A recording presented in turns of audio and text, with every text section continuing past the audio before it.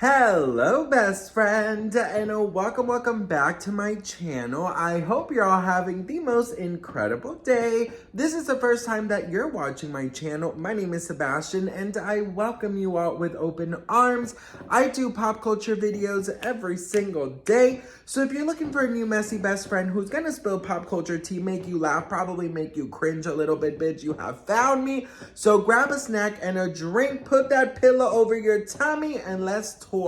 So listen, best friend, we gotta talk about this pop star because, girl, I've heard many things in my life, best friend. I've heard many things in my life, but this in particular is getting a lot of attention and not the good kind. Now, girl, hang on. Why does Scam Likely always want to fucking call me when I'm filming? I'm not going to answer, boo, okay? Scam Likely calls me more than, like, my own freaking friends, bitch, okay? And listen, one day I'm going to feel really lonely and I'm going to answer and I'm going to have Scam Likely online on the phone talking to me for like an hour, okay, bitch? Don't test me, Scam Likely. Anyways, girl, so listen. Ariana Grande, she was on a podcast, okay?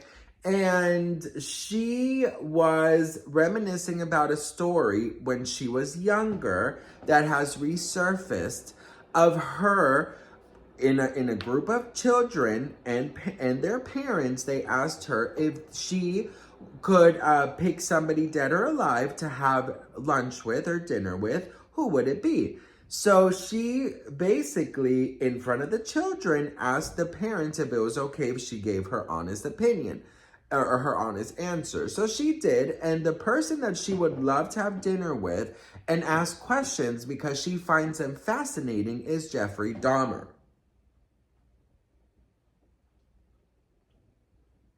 I mean, Jeffrey Dahmer's pretty fascinating. There are some people out here, best friend, who just want trouble, bitch. How are you gonna say you want freaking dinner with Jeffrey Dahmer in front of children? You know what I mean? Like, this is just one of those things where you know that Ariana Grande, in my opinion, she was never for the kids. Like, not in a bad way, but her whole thing is, her music has never been for children. And if you thought that ponytail was like an indication that she was like children friendly, go to lyrics.com, bitch, and see all the lyrics. You're going to see that she's not walking side to side because she just got off a ride from Disney, bitch, okay? Just want to make that perfectly clear. So listen, I will say this, okay? Some of the families, the victims of the families of Jeffrey Dahmer have spoken out and basically have come out, against Ariana Grande. These are some of the comments.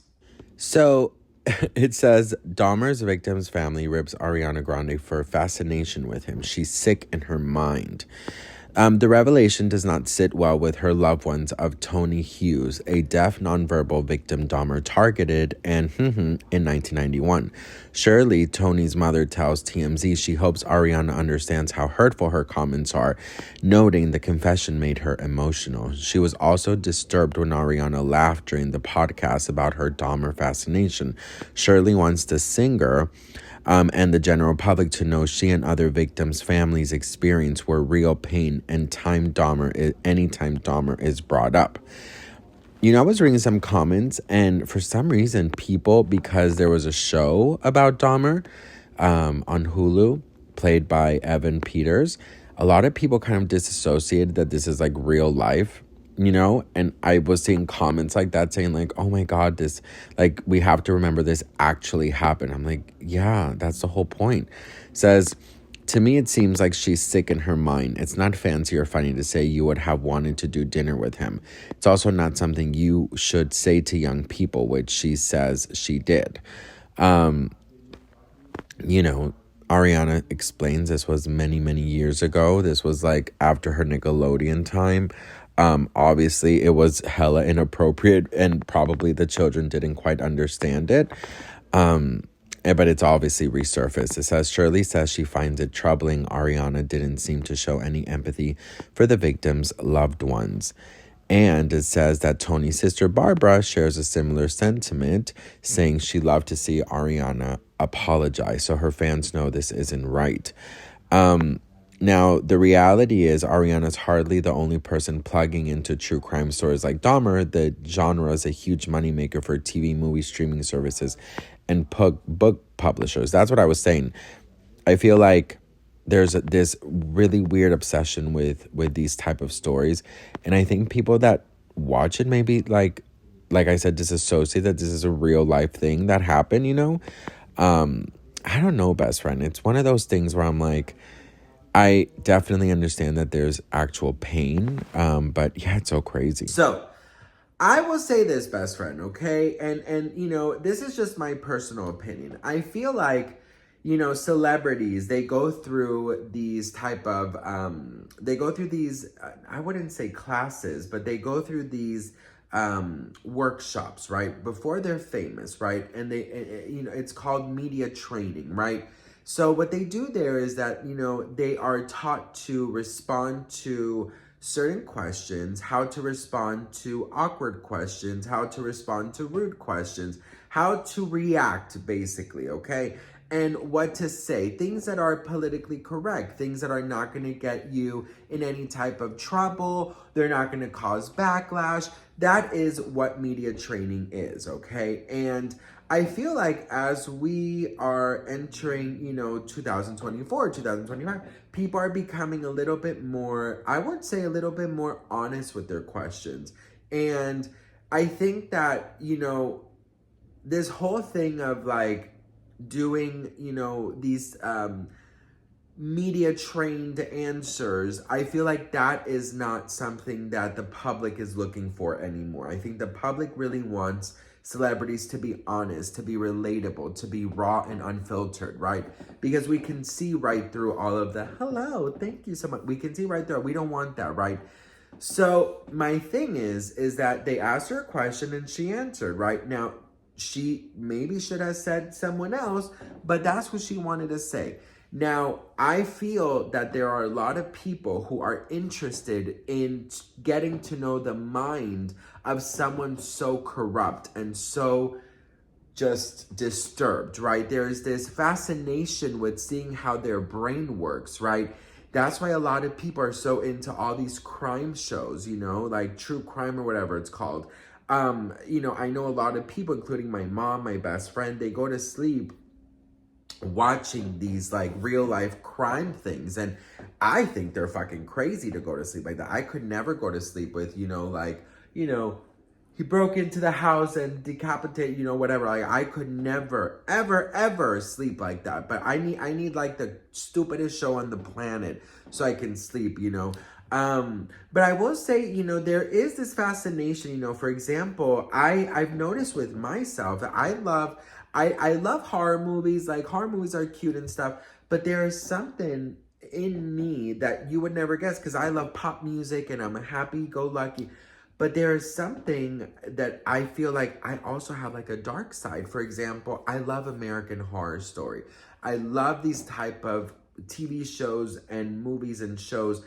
No, movies. I don't like the true crime stuff, but I like Hollywood horror, do you know? But when it's like real life stuff, that's when I get a little like scared.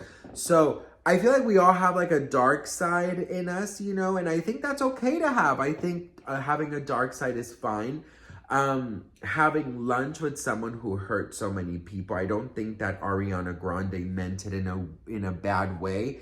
I understand why the victims' families would come out and say, why would you want to have lunch with someone who, did this to our family member, right? So I get their outrage. I absolutely get it. I get the public that are very confused as to why Ariana would say it, but I also understand because I know people personally who love this sort of darkness and real true crime events, and the reason they love it is because, well, actually I don't know, but I have spoken to my mom at least, and she goes, there's something about the voice in the narrator, the person who fucking talks about it, narrator, that calms her. And I'm like, girl, you crazy. I'm sorry, bitch. Go listen to fucking, ASMR. You'll go to sleep, okay? But yeah, I don't know. Like I do understand Ariana. She wants to know deep inside the mind. You know, she wants to know why. She wants to probably figure out what caused this shift in his brain for him to want to do this. But I don't think it was like a perversional, you know, response. I don't think that she meant it to you know, to hurt anybody or to do. I will say this, best friend, like there is, you know, I did watch the Dahmer series, and there is this fascination with it, because if there wasn't, they wouldn't be making these shows, you know? So I do think that people are interested in the mind of like a serial killer, you know? They're interested in that mindset. They're interested in what caused it, what triggered it, you know? What made you become the person that you are? Now, I will answer this, okay? I'm gonna ask you this question. Who would you want to, a public figure, have lunch with, dead or alive? Me, I don't really know. Alive, I would love to talk to, I feel like Oprah is a very fascinating person. I would love to get to know her. I would love to get to know her, because she believes a lot in manifestation and the law of attraction. So I would love to get like a one-on-one type thing, you know? And then someone who is gone, I would love to talk to someone like Marilyn Monroe. You know, I feel like she is Hollywood, you know, and I feel like she has so many secrets. And, you know, and that's probably like one of the things that, you know, Ariana meant, like she wants to maybe know, you know, the deep inside. And I'd love to know Marilyn's like deep secrets, you know. And actually, you know, this is a really crazy story, but when I lived in Colombia years ago, I remember that I started getting very obsessed with Marilyn Monroe. And so much, and this is gonna sound so fucking weird, and I shouldn't even say it, but it is what it is. I became so fascinated with Marilyn Monroe that I thought that she was like talking to me, best friend. Like that she would come to my dreams, and that we were connecting, and that she was telling me what I should do. I know it's not, girl, I know. Maybe I should edit this shit out. Girl, scam likely again? Hello, are you insane? This is so annoying. Like, I'm not gonna answer you, dude. Seriously.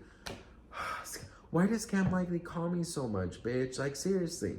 Anyways, best friend. Yeah, so Marilyn became like a friend in my mind. And I really, I felt her. I'm not kidding. Like, I don't feel her anymore. But it was like a month where all I thought about was Marilyn Monroe. And like, when I dream, I would dream that she was like, tell me what to do. And that was around the time where we decided to move to Los Angeles. So did Marilyn Monroe like kind of nudge me to move to Los Angeles? Like, I don't know, best friend, but maybe I should unpack that.